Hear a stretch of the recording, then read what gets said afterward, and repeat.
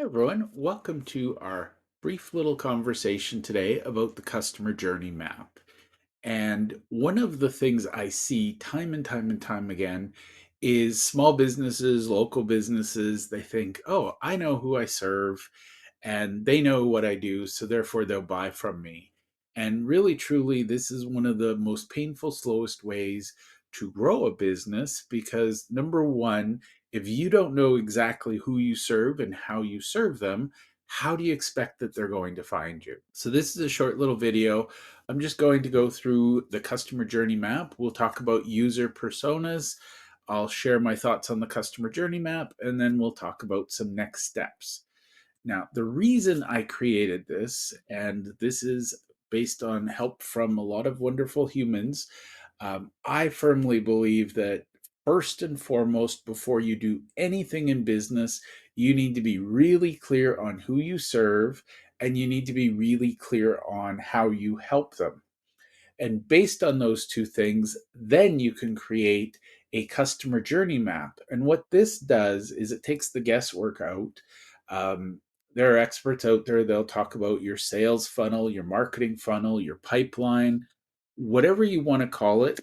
You need to know exactly where somebody is when they come to you and how you can help them get to the point where they either decide that they need your service and they buy, or they decide they don't need your service and they move on.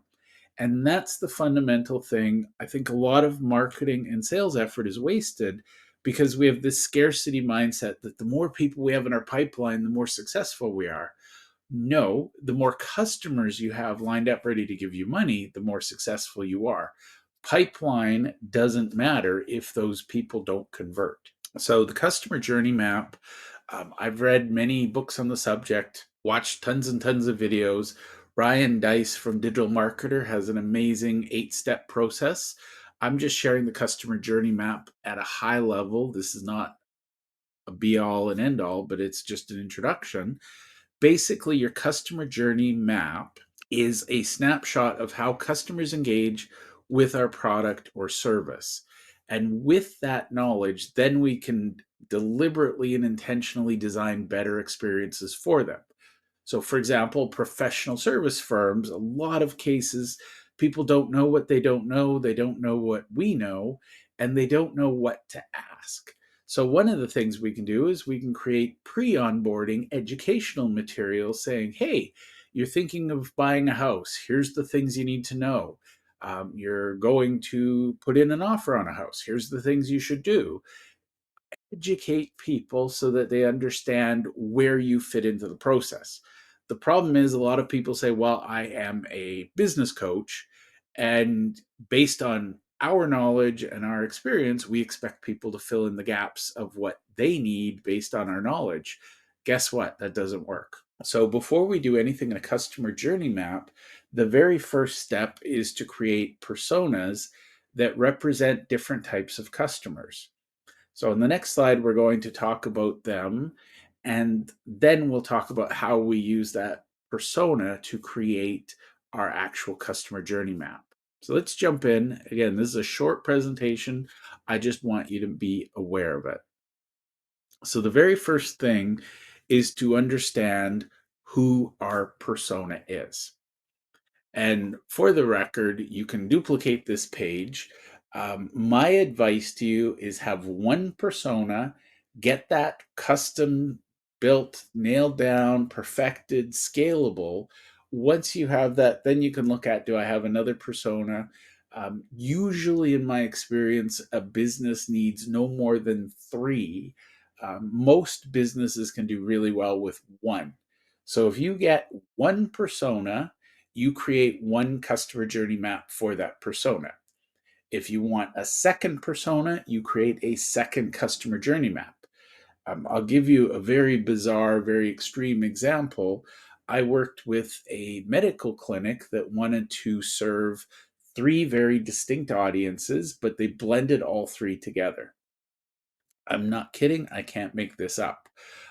They dealt with older men with erectile dysfunction, older women dealing with menopause, and teenagers dealing with hormonal skin conditions.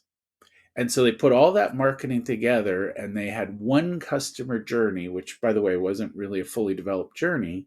And you can imagine that talking about erectile dysfunction alienated the women and the teenagers. Talking about menopause alienated the men and the teenagers. And talking about skin conditions and hormonal skin conditions was irrelevant to the older men and women. So, what you want to do is get really clear on your persona. And this is just a short presentation. I will do deeper dives, but basically, you want, I call it a love letter to your perfect prospect. Warren Buffett famously writes his shareholder reports to his sisters. So create a name and an image to represent your persona. So, for example, in my really extreme example, we have a one with an older man who is experiencing erectile dysfunction.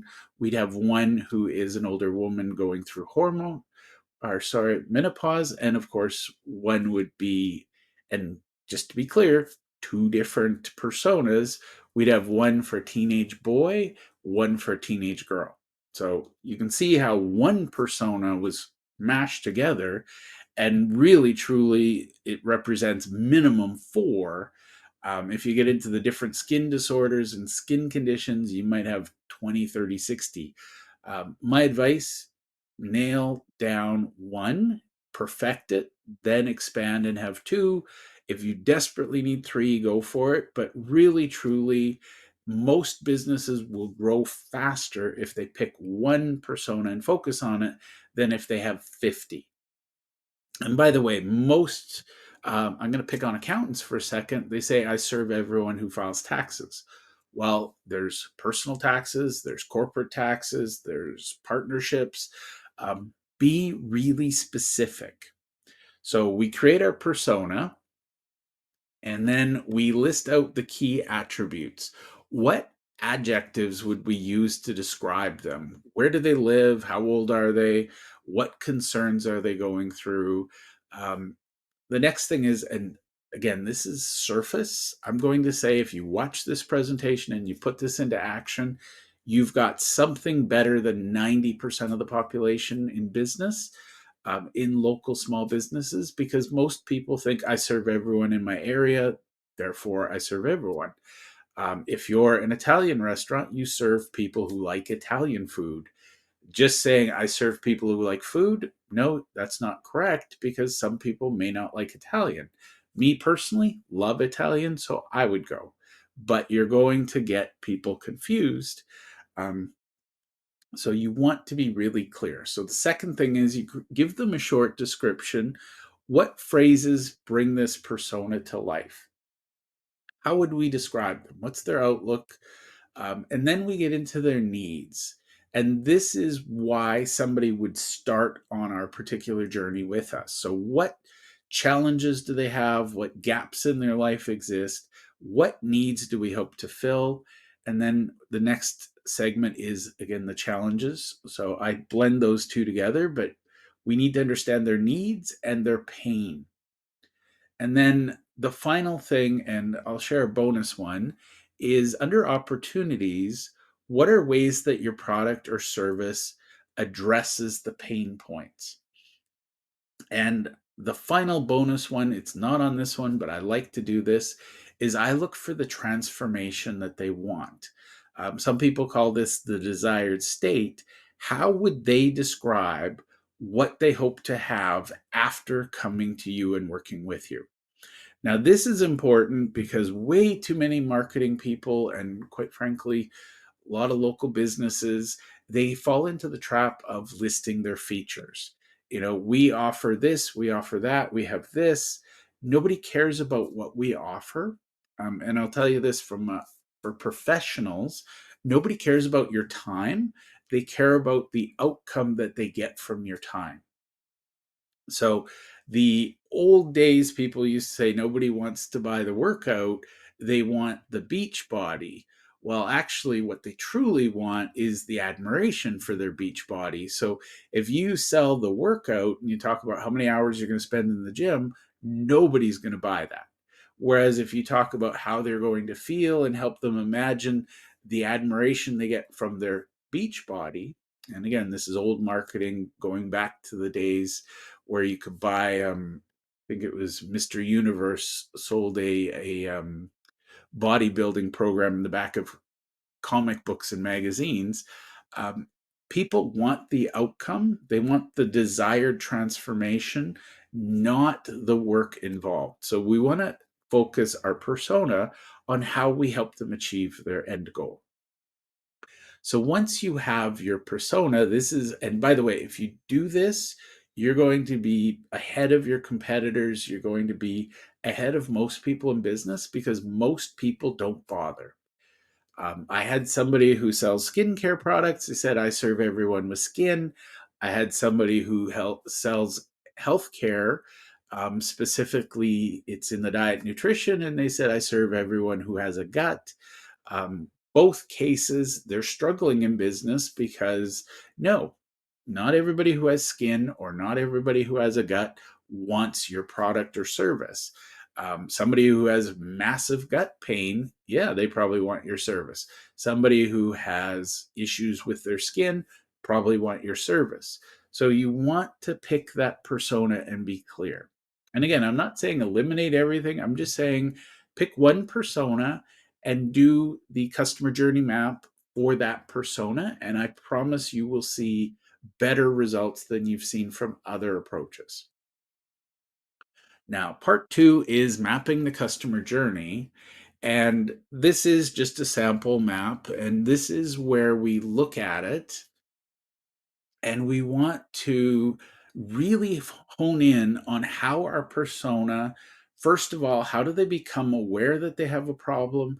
How do they then become aware that they should solve the problem?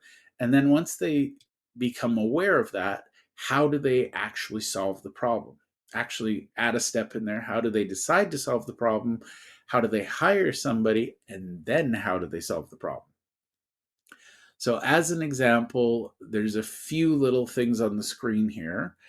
You'll see number one, you can right click. This is my presentation. I'll share this in some format, but basically, you want to turn this into a whiteboard for your team. And I do this on the wall, literally with post it notes. This is a visual version with virtual post it notes.